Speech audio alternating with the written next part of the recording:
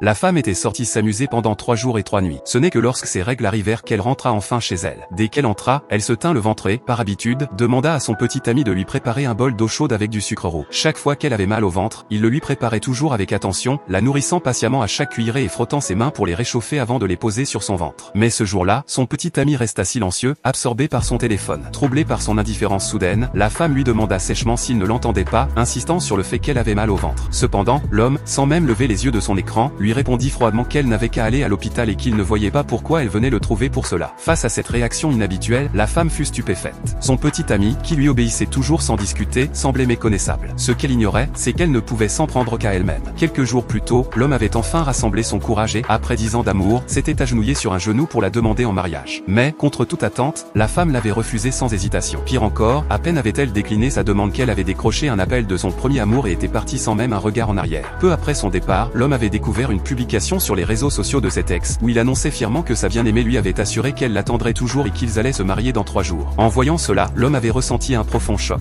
D'une main tremblante, il avait commenté sobrement la publication, souhaitant bonheur au couple. Peu après, son ex-petite amie l'avait appelé pour lui fournir des explications. Selon elle, la mère de son premier amour était gravement malade, et son dernier souhait était de voir son fils se marier avec celle qu'elle considérait comme sa belle-fille idéale. La femme affirma que ce mariage n'était qu'un moyen d'exaucer le vœu d'une mourante et tenta de rassurer son petit ami en lui demandant de ne pas trop s'inquiéter. Elle ajouta même que, si cela le gênait tant, elle pourrait toujours fixer une autre date plus tard pour leur propre mariage. En entendant ces paroles absurdes, l'homme s'était senti comme un parfait idiot. Peu importe combien il avait donné au fil des années, il n'avait jamais réussi à toucher le cœur de celle qu'il aimait. Dépité, il avait appelé sa sœur et lui avait annoncé qu'il acceptait d'épouser la riche héritière avec qui on souhaitait l'unir. Le mariage serait célébré dans 3 jours. Puis, sans plus d'hésitation, il avait effacé tous les messages et souvenirs liés à son ex. À cet instant précis, leur amour de 10 ans prenait fin. C'est alors que la femme était revenue en se tenant le ventre, souffrant.